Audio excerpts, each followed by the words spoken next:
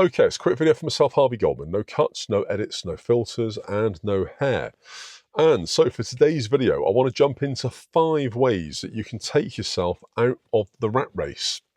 So you don't need to have won the lottery. You don't need to even quit your job tomorrow, and you don't need to have had a massive inheritance windfall to do any of these. But if you want out of your daily 9 to 5 grind, here's what actually works.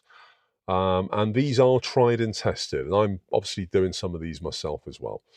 So number one is that you build yourself a side income whilst you're still employed. Now, that's not to say that you can't build a side income when you're unemployed, but if you do earn extra income unemployed, that's going to take away any benefits that you've got.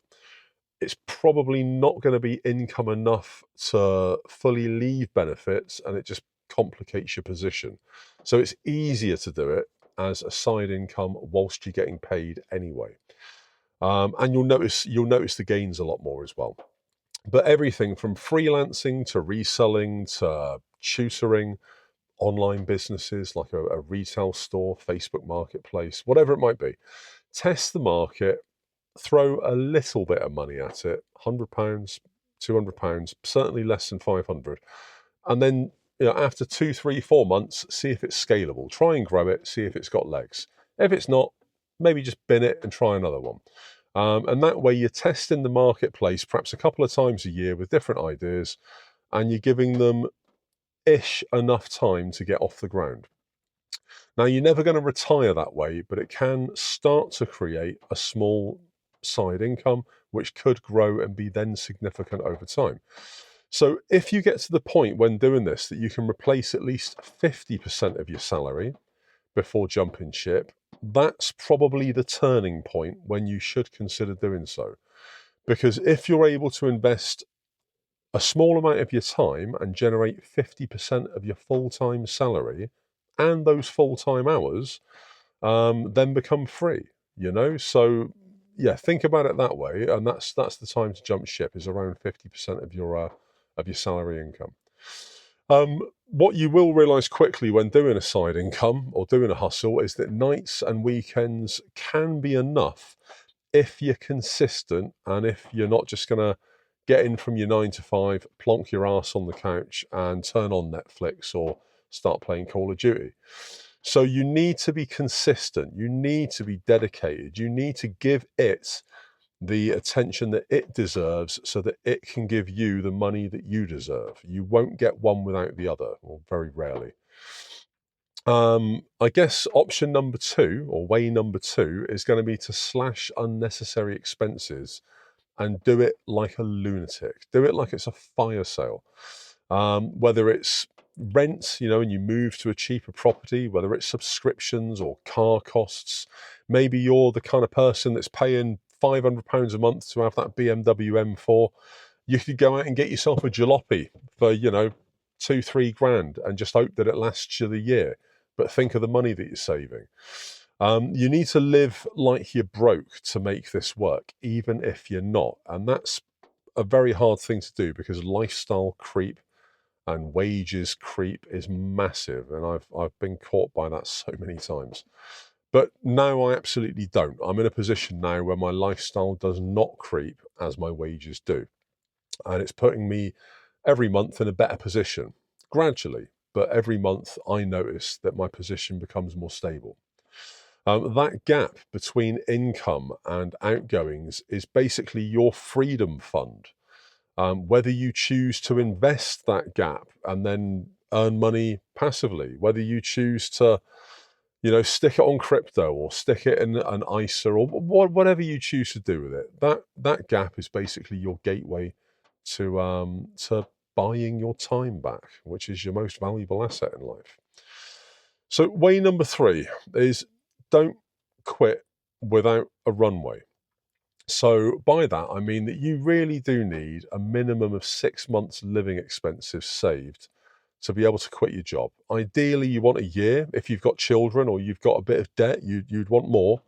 And there's no easy way to get that. It's very difficult to get to that point without spunking it on something else.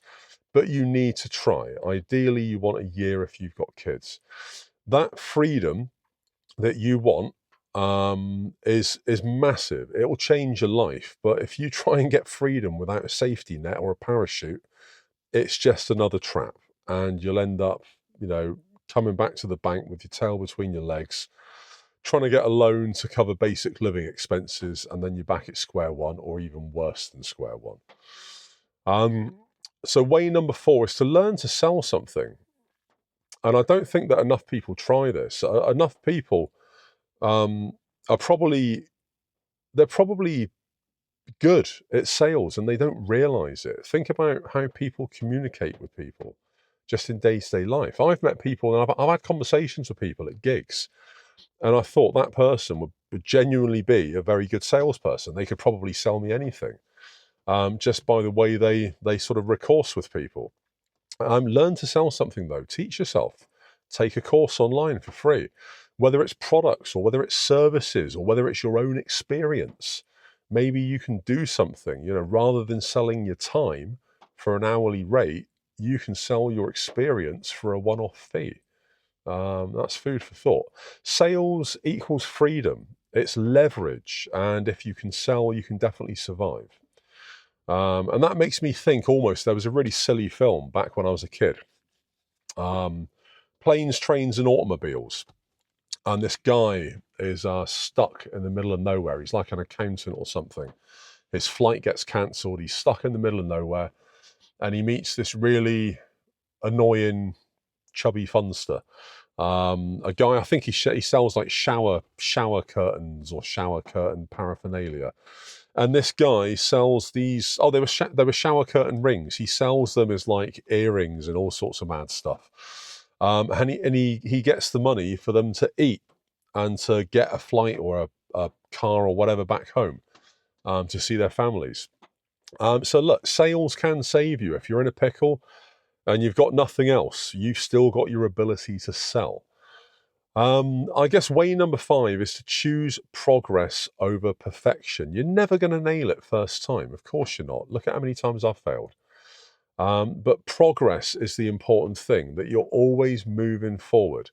Don't wait until your business plan is perfect. Just get a plan and get it out there and then perfect it along the way. Launch messy, learn in public, pivot fast. That's good advice. Nothing will make you learn your own business faster than, having a sort of messy launch. And I've done messy launches so many times, and invariably they've worked out better in the long run than the launches where I've really thought about everything and really strategized and spent maybe 3 months planning the launch, just to have something go wrong anyway and then need fixing. So literally just get a plan, get something that's half coherent, launch it, try it, and then learn along the way. It'll be a baptism of fire. It's not going to be easy. And it will be a bit of a baptism of fire, but that small amount of pressure will make you perform. It will make you do what you need to do. You'll rise up, and if you've got any gumption about you, you'll take the challenge and you'll do what needs to be done. And that's just your inner fight for freedom. So look, what are your thoughts on this? Are there any that you've maybe experienced yourself, that aren't in my top 5 that you could lay on in the comments for people? Food for thought. Let me know. Drop it down below. So YouTube is going to put another video probably about there. Like, follow, subscribe, ring the bell, all that jazz. And there'll be another video tomorrow. Goldman, peace out.